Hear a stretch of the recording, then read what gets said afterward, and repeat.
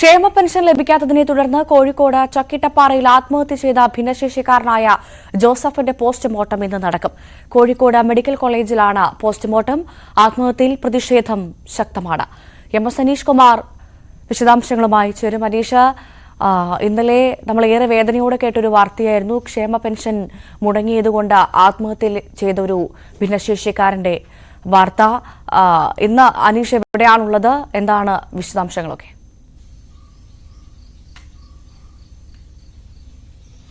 ഞാനിപ്പോൾ ഈ ചക്കിട്ടപ്പാറയിലെ അദ്ദേഹത്തിന്റെ മുതുകാടുള്ള വീട്ടിലാണുള്ളത്. നമുക്ക് പിന്നിൽ കാണുന്നതാണ് അദ്ദേഹത്തിന്റെ ആ വീട് പോലീസ് സീൽ ചെയ്തിരിക്കുന്ന നമുക്ക് ദൃശ്യങ്ങളിൽ തന്നെ കാണാം. ഇതിനുള്ളിലാണ് അദ്ദേഹം തൂങ്ങി മരിച്ച നിലയിൽ അദ്ദേഹത്തെ കണ്ടെത്തിയത്. ഇന്നലെ മുതൽ പോലീസിന്റെ ബന്ദോബസ്തും ഈ സ്ഥലത്ത് ഏർപ്പെടുത്തിയിട്ടുണ്ട്. മൃതദേഹം ഇപ്പോൾ കോഴിക്കോട് മെഡിക്കൽ കോളേജ് ആശുപത്രിയിൽ പോസ്റ്റ്മോർട്ടം നടപടികൾക്കായി പ്രവേശിപ്പിച്ചിരിക്കുകയാണ്. ഉച്ചയ്ക്ക് മുമ്പായി പോസ്റ്റ്മോർട്ടം നടപടികൾ പൂർത്തിയാക്കി ബന്ധുക്കൾക്ക് മൃതദേഹം വിട്ടുകൊടുക്കും എന്നാണ് നമുക്ക് മനസ്സിലാക്കാൻ കഴിയുന്നത്. ഒപ്പം ഫോറൻസിക് പരിശോധന അടക്കമുള്ള കാര്യങ്ങളും ഇവിടെ നടക്കും. എന്തായാലും നിലവിൽ നേരത്തെ തന്നെ അദ്ദേഹം ഈ മരിക്കുന്നതിന് മുമ്പ് അല്ലെങ്കിൽ മരിക്കുന്നതിന് നവംബർ 9 ഒരു ആത്മഹത്യാ കുറിപ്പ് പോലെ ഒരു കത്ത് ഈ പഞ്ചായത്ത് സെക്രട്ടറിക്കും പോലീസ് സ്റ്റേഷനിലുമൊക്കെ നൽകിയിരുന്നു എന്നാണ് മനസ്സിലാക്കാൻ കഴിയുന്നത്. തനിക്ക് ജീവിതം അങ്ങേയറ്റം വഴിമുട്ടി നിൽക്കുന്ന ഒരു സാഹചര്യമാണ്. ഈ വികലാംഗ പെൻഷൻ ലഭിക്കാത്തതുകൊണ്ട് മുന്നോട്ട് പോകാൻ കഴിയില്ല എന്നങ്ങനെയൊക്കെയുള്ള കാര്യങ്ങൾ ചൂണ്ടിക്കാട്ടിയാണ് അദ്ദേഹം കത്ത് നൽകിയിരുന്നത്. എന്നാൽ പഞ്ചായത്ത് അധികൃതർ ഇക്കാര്യം, പ്രത്യേകിച്ചും പഞ്ചായത്ത് പ്രസിഡന്റ് അടക്കമുള്ള ആളുകൾ ഈ കാര്യം പൂർണ്ണമായും നിഷേധിക്കുകയാണ്. കാരണം സാമാന്യം ജീവിക്കാനുള്ള ചുറ്റുപാടുള്ള ആളാണ് ഇദ്ദേഹത്തിന്റെയും മകളുടെയും വികലാംഗ പെൻഷൻ കൃത്യമായി 5 മാസം മുമ്പ് രണ്ടുപേരുടെയും പെൻഷൻ ഇദ്ദേഹം സ്വീകരിച്ചിരുന്നു. ഒപ്പം തൊഴിലുറപ്പ് പദ്ധതി പോലെ ഈ അതിദരിദ്ര വിഭാഗത്തിലുള്ള ആളായതുകൊണ്ട് തന്നെ അത്തരം ഒരു തൊഴിലവസരവും പഞ്ചായത്ത് നൽകിയിരുന്നുവെന്നും പറയുന്നു. നമുക്കൊപ്പം എന്തായാലും അദ്ദേഹത്തിന്റെ അയൽവാസിയായി നാട്ടുകാരനായ പ്രതീഷ് എന്നയാളുണ്ട്. എങ്ങനെയായിരുന്നു അദ്ദേഹത്തിന്റെ ഒരു ജീവിതം? ഈ പെൻഷൻ കിട്ടാത്തത് തന്നെയാണോ ആത്മഹത്യയിലേക്ക് നയിച്ചത് നിങ്ങൾ കരുതുന്നുണ്ടോ? നമസ്കാരം, എൻ്റെ പേര് പ്രതീഷാണ്. ഞാൻ അയൽവാസിയാണ്.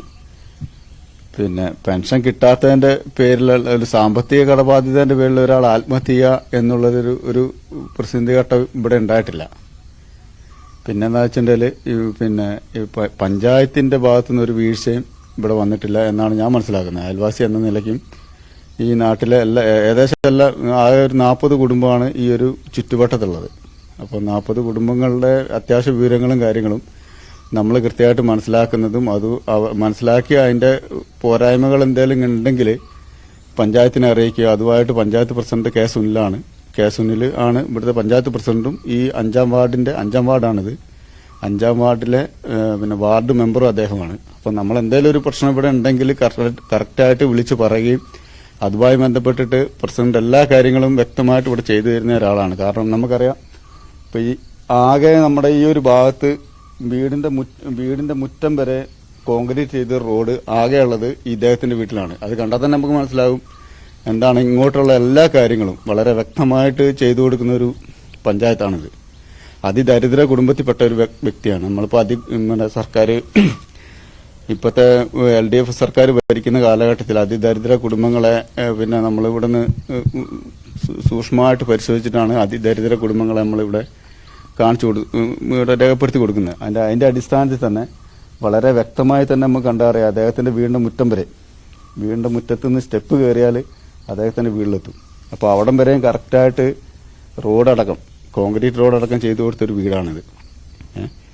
അപ്പോൾ അങ്ങനെ അതിദരിദ്രന്നല്ല പുള്ളി, അദ്ദേഹത്തിന്റെ എന്തോ ഒരു മാനസിക ബുദ്ധിമുട്ടാണ്, മാനസിക വിഷമമാണ് എന്നാണ് ഞാൻ മനസ്സിലാക്കുന്നത്. കാരണം അദ്ദേഹം പഞ്ചായത്ത് സെക്രട്ടറിക്കും പോലീസ് സ്റ്റേഷനിലും വരെ ഒരു കത്ത് കൊടുത്തിരുന്നല്ലോ. ഈ വടികുത്തി ഓഫീസുകൾ കയറി ഇറങ്ങി പെൻഷന് വേണ്ടി ഇറക്കാൻ കഴിയുന്നില്ല, മകളുണ്ട്, കിടപ്പ് രോഗിയാണ്. ഈ അദ്ദേഹത്തിന് ഈ കേവലം ഈ പുറത്ത് കാണുന്നതിനപ്പുറം മറ്റു ചെലവുകളുണ്ടാവില്ലേ? മരുന്ന് വാങ്ങണം, ഇവിടെ ഒന്നും ഒരു വാഹനത്തിൽ പുറത്തേക്ക് എത്തണമെങ്കിൽ പോലും പണം കൊടുക്കേണ്ട അവസ്ഥ. കാരണം ഒരുപാട് ദൂരേക്ക് ചെല്ലണം, ഒരു ചെറിയ പട്ടണത്തിലെങ്കിലും ചെല്ലണം. അത്തരം ജീവിത ചെലവുകൾ ഉണ്ടാവില്ലേ? കാരണം ഇവിടെ അതിനുവേണ്ടി പ്രവർത്തിക്കുന്ന ഒരു ഇത് തന്നെയുണ്ട്. ഡിവൈഎഫ്ഐയുടെ ഒരു സംഘടന തന്നെയുണ്ട് ഇവിടെ. നമ്മളിവിടെ പിന്നെ പുറത്തു പോയിട്ട് കിടപ്പ് രോഗികൾക്ക് പിന്നെ മരുന്നും കാര്യങ്ങളും എത്തിച്ചു കൊടുക്കാൻ ഡിവൈഎഫ്ഐയുടെ ഒരു സംഘടന തന്നെയുണ്ട് ഇവിടെ. നമ്മളെ കറക്റ്റായിട്ട് നമ്മളെ അറിയിക്കുന്നതിനനുസരിച്ച് നമ്മളെ കറക്റ്റായിട്ട് ചെയ്തു കൊടുക്കുന്നുണ്ട്. അത് മാത്രമല്ല, ഇപ്പം പിന്നെ റിപ്പോർട്ടർ 18 ആൾ പറഞ്ഞ പോലെ തന്നെ നമുക്കറിയാം ഇത് എന്താണ് ഇവിടെ തൊഴിലുറപ്പുകാർ തന്നെയാണ് കറക്റ്റായിട്ട് വന്നിട്ട് പിന്നെ ഇവിടെ ഇദ്ദേഹത്തിന് 3 മക്കളാണുള്ളത്. ഒരാൾ സുഖമില്ലാത്ത ഒരു വ്യക്തിയാണ് മൂത്ത ആള്, പിന്നെ 2 പെൺമക്കളാണ്. അവരെ കല്യാണം കഴിച്ച് വിട്ടാണ്. അവരിവിടെ 2.5 മാസമായിട്ടാണ് വന്നിട്ടുള്ളതെന്ന് പറഞ്ഞാൽ 2.5 മാസമായി അച്ഛനെ നോക്കാൻ വന്നിട്ടുള്ളത്. പിന്നെ ബാക്കി എല്ലാ കാര്യങ്ങളും നമുക്കറിയാം. ഇവിടുത്തെ സാമ്പത്തിക സ്ഥിതി എന്ന് പറഞ്ഞിട്ടുണ്ടെങ്കിൽ അത്യാവശ്യം വരുമാനം കാര്യങ്ങളൊക്കെ ഉള്ള ഒരു കക്ഷിയാണ്. വരുമാനം എന്ന് പറഞ്ഞിട്ടുണ്ടെങ്കിൽ തെങ്ങുണ്ട്, അല്ലാണ്ട് 5 മാസത്തെ പെൻഷൻ മുടങ്ങിയിട്ട് അതൊക്കെ ഒരു പിന്നെ വേറെന്തോ ഒരു ദുരുദ്ദേശപരമായിട്ടുള്ള കാര്യങ്ങളാണെന്നാണ് ഞാൻ മനസ്സിലാക്കുന്നത്. അല്ല, അദ്ദേഹം തന്നെ സ്വന്തമായിട്ട് എഴുതി തയ്യാറാക്കിയ കത്താണ് പഞ്ചായത്ത് സെക്രട്ടറി കൊടുത്തത്, പോലീസ് സ്റ്റേഷനിൽ കൊടുത്തത്, മറ്റു മാധ്യമങ്ങളിലൊക്കെ ലഭിച്ചു. വാർത്തകൾ നേരത്തെ തന്നെ വന്നതാണ്. അപ്പം അദ്ദേഹം കള്ളം പറഞ്ഞാണ്. അദ്ദേഹത്തിന് ജീവിച്ചിരിക്കുമ്പോൾ തന്നെ അദ്ദേഹം പറഞ്ഞിരുന്നു ഇത് ലഭിച്ചില്ല, താൻ മരിക്കുമെന്ന് പറഞ്ഞിരുന്നു. പിന്നെ അദ്ദേഹത്തെ അവിശ്വസിക്കേണ്ട കാര്യമുണ്ടോ? അവിശ്വസിക്കേണ്ട കാര്യമുണ്ടെന്നല്ല, അങ്ങനെയുള്ള ഒരാൾ ഈ പറയുന്ന 5 മാസം കൊണ്ട് പെൻഷൻ കിട്ടാത്ത ഒരാൾ ആത്മഹത്യ ചെയ്യാന്ന് പറയുകയാണെങ്കിൽ എന്താ നമ്മളതിന് മനസ്സിലാക്കണ്ടേ? 5 മാസമായിട്ട് പെൻഷൻ കിട്ടുന്നില്ല, അല്ലെ 2 മാസമായിട്ട് പെൻഷൻ കിട്ടുന്നില്ല എന്നുള്ളതിൽ കുറച്ച് കാര്യങ്ങൾ പറയാണ്ടേ? അതും കൂടെ പറഞ്ഞു.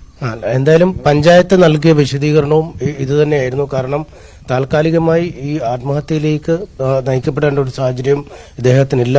പഞ്ചായത്ത് വളരെയധികം സഹായങ്ങൾ ചെയ്തു നൽകിയിരുന്നുവെന്നും പറയുന്നു. പക്ഷേ നമുക്ക് മനസ്സിലാക്കാൻ കഴിയുക സംസ്ഥാനത്ത് പലയിടങ്ങളിലായി ഇത്തരം പരാതികൾ ഈ പെൻഷൻ വിതരണവുമായി ബന്ധപ്പെട്ട് ഉയർന്നു കേട്ടിരുന്നു. അടിമാലിയിൽ മറിയക്കുട്ടി എന്ന വയോധികയായ സ്ത്രീ ഭിക്ഷയെടുത്ത് അല്ലെങ്കിൽ പെൻഷൻ ലഭിക്കാത്തതിനാൽ ഹൈക്കോടതി വരെ പോകേണ്ട ഒരു സാഹചര്യത്തിലേക്ക് എത്തിയിരുന്നു. പലതരത്തിലുള്ള ക്ഷേമ പെൻഷനുകൾ മുടങ്ങിക്കിടക്കുന്ന ഒരു സാഹചര്യം തന്നെയാണുള്ളത്. എന്തായാലും പല തരത്തിലുള്ള വാദമുഖങ്ങൾ ഉയരുമ്പോഴും അദ്ദേഹം എഴുതിയ കത്ത് ഇപ്പോഴും നിലനിൽക്കുന്നു. നവംബർ 9-നാണ് പഞ്ചായത്ത് സെക്രട്ടറിക്കും പോലീസ് സ്റ്റേഷനിലും പെരുവണ്ണാമൊഴി പോലീസ് സ്റ്റേഷനിലും അദ്ദേഹം കത്ത് നൽകിയത്. ഒപ്പം ജില്ലാ കളക്ടർക്ക് കത്ത് നൽകാനുള്ള ഒരുക്കത്തിലായിരുന്നു എന്നും മനസ്സിലാവുന്നു. എന്നാൽ ആ പോരാട്ടം പാതി വഴിയിൽ നിർത്തിയാണ് അദ്ദേഹം ഈ മരണത്തിന്റെ വഴി തെരഞ്ഞെടുത്തത്. എന്താണ് കാരണം എന്നടക്കമുള്ള അല്ലെങ്കിൽ ഏറ്റവും ഒടുവിൽ സംഭവിച്ചേക്കുന്നത് എന്തടക്കമുള്ള കാര്യങ്ങളെക്കുറിച്ച് പോലീസ് വളരെ വിശദമായി അന്വേഷണം നടത്തുമെന്നാണ് നമുക്ക് മനസ്സിലാക്കാൻ കഴിയുന്നത്. കോഴിക്കോട് മെഡിക്കൽ മനീഷ്, ഈ ഒരു വിഷയത്തിൽ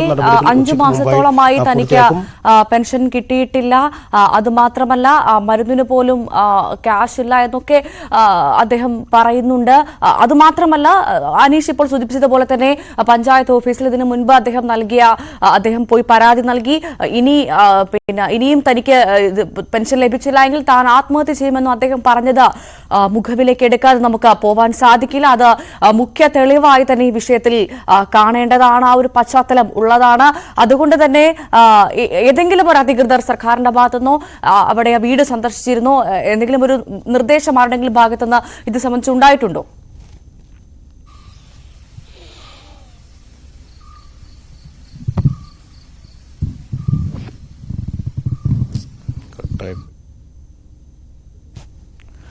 ക്ഷേമ പെൻഷൻ ലഭിക്കാത്തതിനെ തുടർന്ന് കോഴിക്കോട് ചക്കിട്ടപ്പാറയിൽ ആത്മഹത്യ ചെയ്ത ഭിന്നശേഷിക്കാരനായ ജോസഫിന്റെ പോസ്റ്റ്മോർട്ടം ഇന്ന് നടക്കും. കോഴിക്കോട് മെഡിക്കൽ കോളേജിലാണ് പോസ്റ്റ്മോർട്ടം.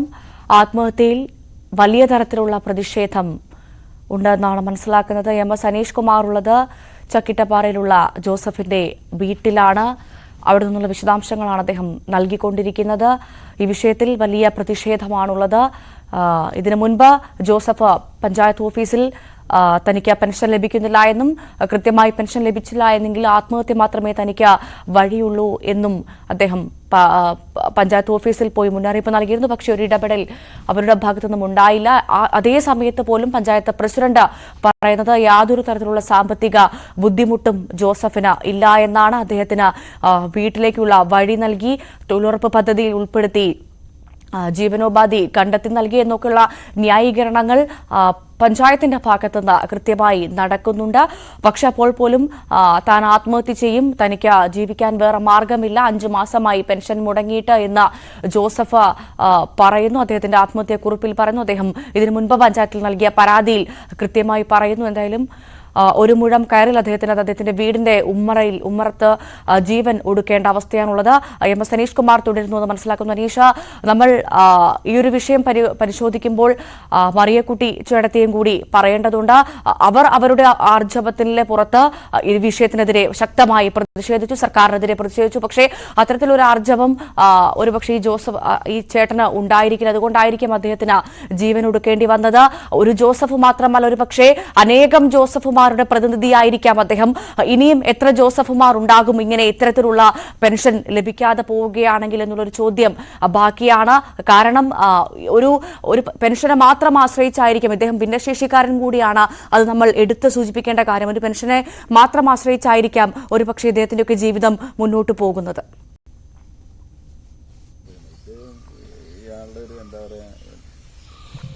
തീർച്ചയായും ഈ കേരളത്തിലെ ഈ പെൻഷൻ വാങ്ങുന്ന വയോധികരായ ആളുകൾ അല്ലെങ്കിൽ ഭിന്നശേഷിയായ ആളുകൾ അവരുടെ പ്രധാന വരുമാന മാർഗമായി പലപ്പോഴും കണക്കാക്കുന്നത് ഈ പെൻഷനെ തന്നെയാണ്. മരുന്ന് വാങ്ങുന്നതിനും മറ്റ് അവശ്യ കാര്യങ്ങൾക്കും മറ്റുമൊക്കെയായി പലപ്പോഴും പെൻഷൻ ഉപയോഗിക്കുന്ന സാഹചര്യവുമുണ്ട്. എന്നാൽ കഴിഞ്ഞ ഏതാനും മാസങ്ങളായി തന്നെ സംസ്ഥാനത്തെ ക്ഷേമ പെൻഷൻ വിതരണം താറുമാറായി കിടക്കുന്ന ഒരു സാഹചര്യമാണുള്ളത്. സംസ്ഥാന സർക്കാരിന് അതിന് നിരവധി കാരണങ്ങൾ നിരത്താനുണ്ട്.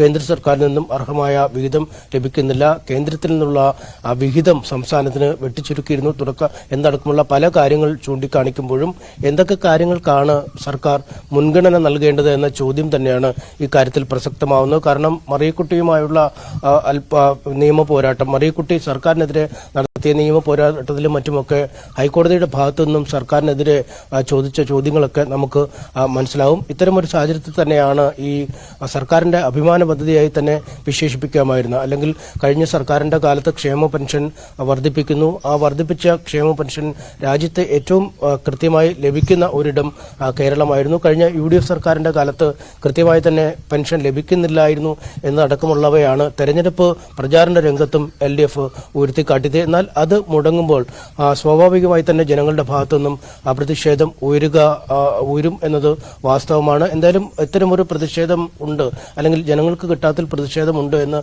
മുൻ ധനമന്ത്രി തോമസ് ഐസക് അടക്കമുള്ള ആളുകൾ പരസ്യമായി സംബന്ധിക്കുന്ന ഒരു സാഹചര്യമുണ്ട്. ഇതിന് പിന്നാലെയാണ് ഇപ്പോൾ ഈ ആത്മഹത്യ ഉണ്ടായിരിക്കുന്നത്. അദ്ദേഹത്തിന്റെ സാമ്പത്തിക ചുറ്റുപാടുകൾ ഉണ്ട്, അല്ലെങ്കിൽ അദ്ദേഹത്തിന് ഈ കാർഷിക ആദായം ലഭിക്കുന്ന സാമഗ്രികളുണ്ട് എന്നൊക്കെ ആണ് എന്ന് വാദിക്കുമ്പോഴും വാദങ്ങൾ പഞ്ചായത്ത് ഉയർത്തുമ്പോൾ അനീഷ് കുമാർ ഇപ്പോൾ ഉള്ളത് അദ്ദേഹത്തിന്റെ വീട്ടിലാണ്. അനീഷിന് എന്താണ് തോന്നുന്നത് ആ വീട്, ആ പശ്ചാത്തലം ഒക്കെ കണ്ടിട്ട്?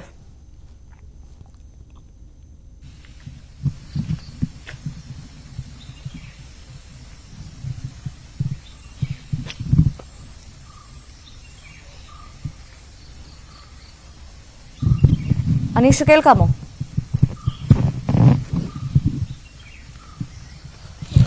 കേൾക്കാം. ചോദ്യം ആവർത്തിക്കുമോ? അനീഷ, ഇപ്പോൾ ഇത്തരത്തിൽ അദ്ദേഹത്തിന് സാമ്പത്തിക ബുദ്ധിമുട്ടില്ല, വീട്ടിലേക്കുള്ള വഴി പഞ്ചായത്ത് നൽകിയിട്ടുണ്ട്, തുടർന്നുള്ള ഒരുപാട് വാദങ്ങൾ ഈ സംഭവവുമായി ബന്ധപ്പെട്ട് പഞ്ചായത്തിന്റെ ഭാഗത്തുനിന്ന് ഉണ്ടാകുന്നു. പഞ്ചായത്ത് പ്രസിഡന്റ് നമ്മളോട് തന്നെ ഇന്നലെ അത് കാര്യം പ്രതികരിച്ചിരുന്നു. അനീഷിന് ആ ഒരു പശ്ചാത്തലം, അവിടുത്തെ ഒരു സാഹചര്യം കണ്ടിട്ട് എന്താണ് മനസ്സിലാക്കാൻ സാധിക്കുന്നത്?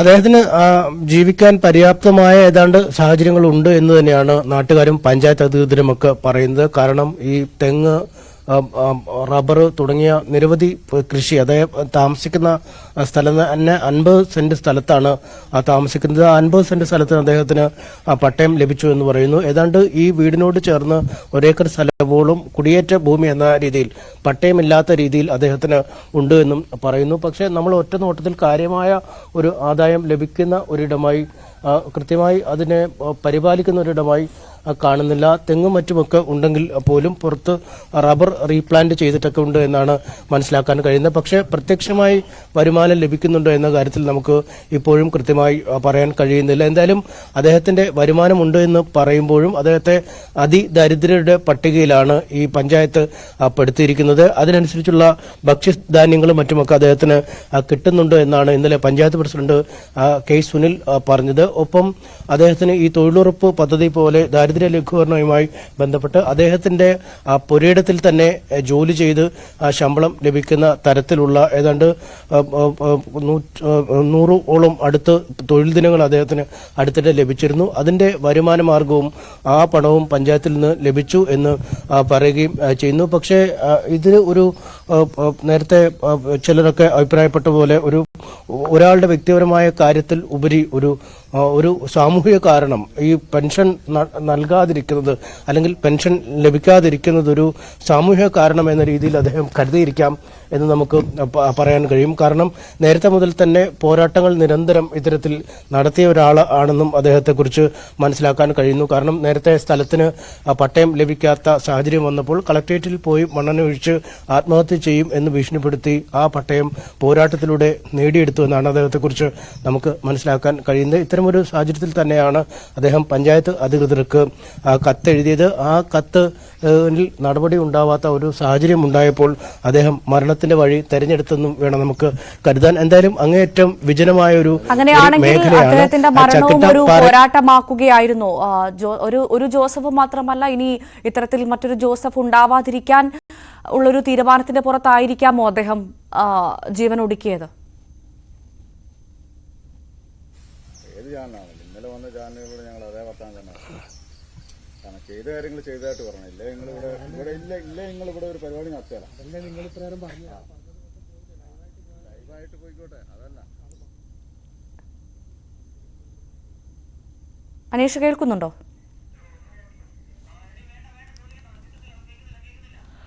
ശരി, എന്തായാലും ക്ഷേമ പെൻഷൻ ലഭിക്കാത്തതിനെ തുടർന്ന് കോഴിക്കോട് ചക്കിട്ടപ്പാറയിൽ ആത്മഹത്യ ചെയ്ത ഭിന്നശേഷിക്കാരനായ ജോസഫിന്റെ പോസ്റ്റ്മോർട്ടം ഇന്ന് നടക്കുമെന്നാണ് മനസ്സിലാക്കുന്നത്. കോഴിക്കോട് മെഡിക്കൽ കോളേജിലാണ് പോസ്റ്റ്മോർട്ടം. ആത്മഹത്യയിൽ വലിയ പ്രതിഷേധം ആണ് ഉയരുന്നത്. എം എസ് അനീഷ് കുമാറാണ് ചക്കിട്ടപ്പാറയിലെ ജോസഫിന്റെ വീട്ടിൽ നിന്നും വിശദാംശങ്ങൾ പങ്കുവച്ചത്.